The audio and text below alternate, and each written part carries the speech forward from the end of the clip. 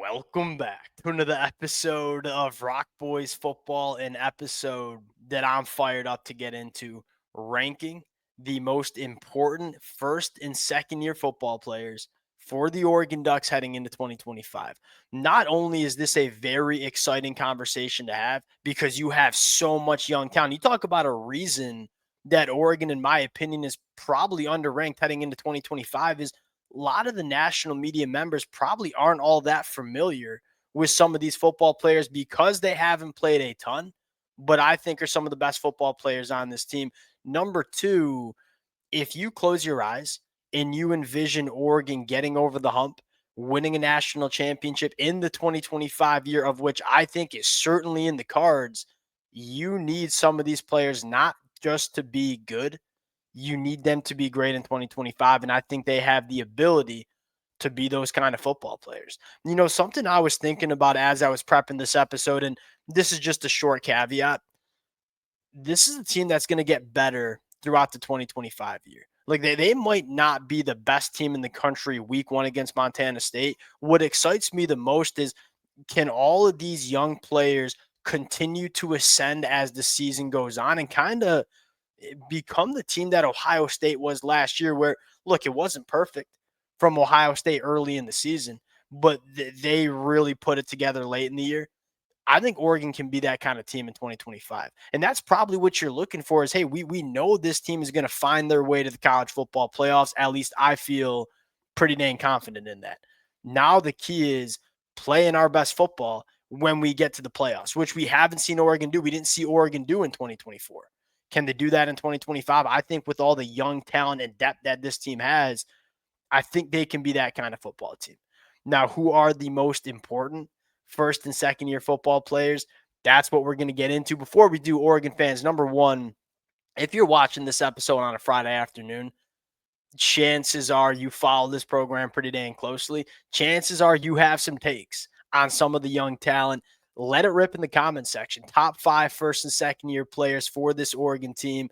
I struggled after the first couple, and so I would love to hear from you guys. And secondly, appreciate y'all. I mean, many of y'all been rocking with the boys for a while. Many of y'all been rocking with the boys back when we were breaking down the commitments of a lot of these cats. Appreciate you guys. If y'all do enjoy the content, consider subscribing to the channel. Number one, I don't think it's all that close. It's Decorian Moore. Really for two reasons. Number one, I do think that he has the opportunity to be one of the best football players on this roster immediately as a freshman. But number two, this is probably the biggest question mark you have for Oregon, at least on the offensive side of the football, and that is who are going to be the difference makers, right? You look at Will Stein and say, he is a players, not plays coach. And what I mean by that is he is going to be player centric. He's going to say, who are my best football players and how can we design and run our offense to give opportunities to our best guys? He always says, feed the studs. We saw that last year with a guy like Tez Johnson. We saw that in 2023 with Tez Johnson and Troy Franklin. That's going to be the strategy in 2025 as well. The issue is we're still trying to figure out who our best players on the offensive side of the football are. I think Decorian Moore is going to be your wide receiver one. I think he's a guy that you can use in so many different ways, and that's going to give him the ability to really thrive in this Oregon offense. In fact, I would argue I don't think Oregon's had a lot of good wide receivers over the last couple of years. I don't think they've had a wide receiver that is as complete as Decorian Moore is. That's not a shot at Tez Johnson. Tez Johnson, my guy, many of y'all know that. He was a, slot wide receiver, smaller work, kind of inside of 10 yards. You look at Troy Franklin, another really good wide receiver. He was more of a vertical pass catcher. That's kind of where he specialized. Decorian Moore, you can do everything with. I mean, he's a 10-4 guy in the 100-meter dash. If you want him to work vertically, he can work vertically. Really dynamic route runner, especially in the short intermediate portions of the field, can do a lot of the same things that Tez Johnson gave to you last year. Most importantly, his yards after the catch ability. You get the football into this kid's hands in space, and he will make defenses pay. That's the Oregon offense. Will Stein is a freaking wizard when it comes to getting his playmakers the ball in space. Decorian Moore has to be that guy. I think he's comfortably the most important year one, year two player on this football team going into 2025. Number two, Let's go to the cornerback position, talk about Iffy.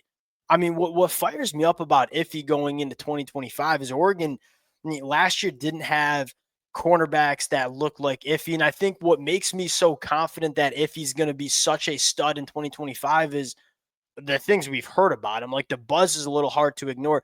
Doesn't even sound like there's a competition. And that there's a lot of really good cornerbacks in this room in terms of cornerback one. I think it's going to be iffy, and I haven't heard otherwise. I mean, he's a guy that goes 6'2". He's 200 pounds. He gives you the ability to play a little bit more press man coverage when you didn't have that ability last year when you played the best teams in the country. And you're not a shot at a guy like Jabbar Muhammad, but you look at Jabbar and say he was 5'9" with 28-inch arms, 29-inch vert. He was a shorter, not all that explosive cornerback. He was a really good cornerback. He was great at Oregon. He was great at Washington, but he didn't really have that ability to physically challenge the best wide receivers in the country because the athletic profile wasn't good enough. You look at a guy like Iffy. You look at a guy like Naheem Offord, who we're going to talk about as well.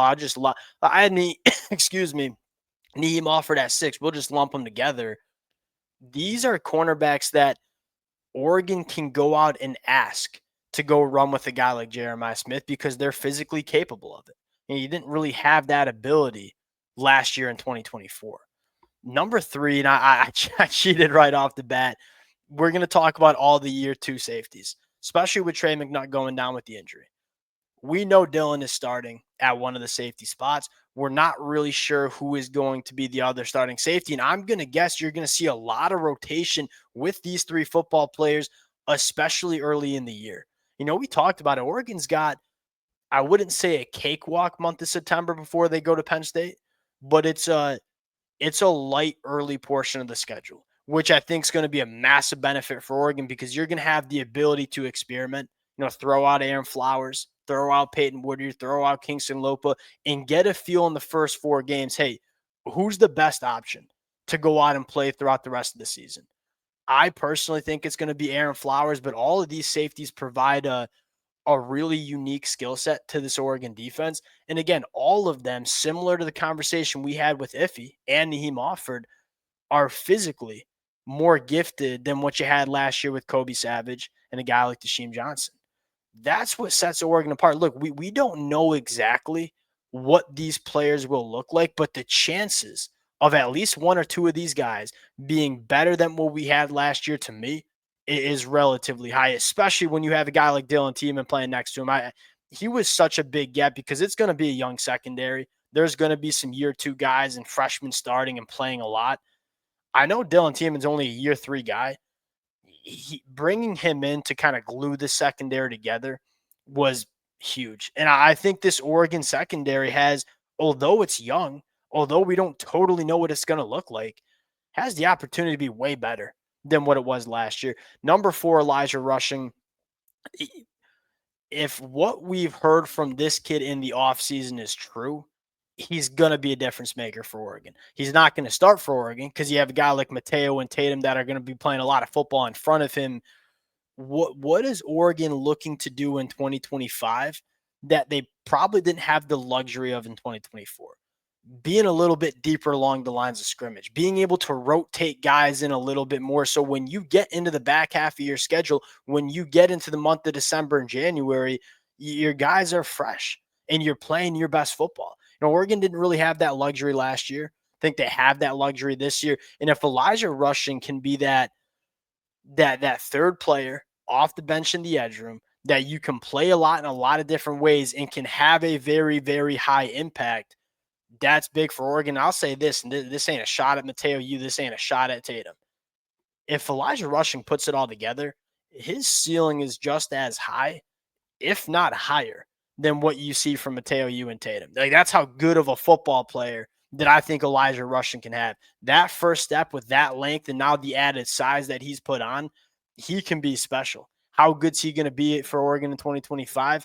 That matters a lot. Number 5, Jeremiah McClellan. Year 2 guy. And it's kind of funny because I feel like we haven't totally talked a ton about Jeremiah McClellan because all our conversation went to a guy like DeCorian Moore. And then, a lot of people were excited about what Jurion Dickey would be in year three. Jeremiah McClellan has just flown right under the radar. There's a very good chance that he is your number two wide receiver on this team in 2025. Kenyon Sadiq's going to play a big role, so he might be the number two pass catcher. But in terms of your wide receiver room, there's a good chance Jeremiah McClellan is your wide receiver too. It, this kind of goes back to DeCorian Moore. If DeCorian Moore can be that true wide receiver one that can do it all and attack these defenses in so many different ways and allow Jeremiah McClellan to settle into that wide receiver two spot where he is, asked to do the things that he's good at. We're not going to ask Jeremiah McClellan to do everything, but we're going to ask him to do what he's good at. And that is, hey, we can attack the deeper third with Jeremiah McClellan. He's a great 50-50 ball catcher as well. That way you get the best out of Jeremiah McClellan. That's why DeCorian Moore is number one for me. If DeCorian Moore can emerge as that true wide receiver one, that do-it-all pass-catching threat, all of a sudden you get Jeremiah McClellan to settle into a spot that he's comfortable in. And Gary Bryant as a slot wide receiver that can just be asked to do the things that he's good at. But it all starts to me with DeCorian Moore. But Jeremiah McClellan's had a really good fall camp. Going to be really important. We're trying to find our best difference makers in the pass-catching game. Jeremiah McClellan going to be important to that. Number 6, Naheem Offord, we talked about it. How about Matthew Johnson coming in at 7? Matthew Johnson in the middle of that defensive line, the pass rush juice that this kid can bring. That's what excites me the most. I mean, we'll bring it up right here. Bear Alexander, Amari Washington, probably going to be your starting interior defensive lineman. I don't know if Matthew Johnson plays a ton, but what he can do in the pass rush, what we saw this kid do in the spring game, that kind of fires me up. Can he provide you some of the production that Derek Harmon gave us last year? Certainly a question. I think he's capable of doing it as a true freshman. And you can mention guys like Jericho Johnson. You can mention guys like Aiden Breland as well going into year 2 as really, again, they're not going to start. I think you know who your starters are. How many guys do we trust to play significant snaps? How deep are we on the defensive line? Good teams have good football players. Great teams have good depth and good football players. Does Oregon have that kind of depth? 2025. Let's talk about some dark horses. I got really one I want to talk about. That's going to be Dyer Hill at running back. Okay, Mekhi Hughes is your running back one. That's been made pretty dang clear. Noah Whittington's a guy that we trust a lot. And I know there was some buzz around Dink Riggs. I know there was some buzz around Jay Harris at points. Dyer Hill adds a different kind of skill set to this room, and it's explosive. I mean, this is a guy that averaged, I believe, his senior year over 15 yards per carry coming out of high school. Get him the football in space. Even if you're not asking him to carry the football 20 times, can he create some game-changing plays for you on the offensive side of the football in space? Going back to our conversation about Will Stein. Will Stein knows how to do it. Dyer Hill could be a sneaky dark horse to contribute immediately in 2025. We'll close it out there. It feels like it's going to come down. As much as people want to talk about Dante Moore, I'll say this. I feel pretty confident that whether it's Dante Moore, whether it's Austin Novosad, you're going to get quarterback play that's good enough. If this team wins a national championship, I think it comes down to the year 1, year 2 guys, the young talent on this football team. We'll close it out there. Appreciate you guys rocking with it. Super fun team to kind of get into the season with and try to learn what we have with some of this young talent. Appreciate you guys. We'll talk to y'all later. Peace.